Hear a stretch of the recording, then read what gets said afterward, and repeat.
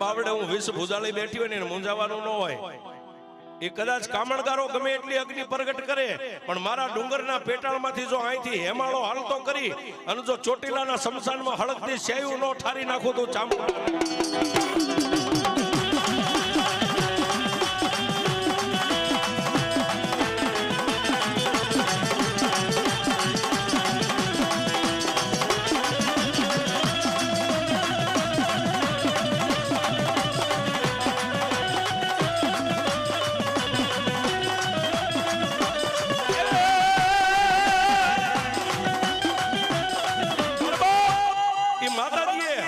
હિમાલયનું પાણી આવે એમ પાણીનો ધોધ ડુંગર નીચેથી નીકળ્યો શમશાનમાં પાણી પહોંચ્યું હળકતી શેઠ હરી ગઈ.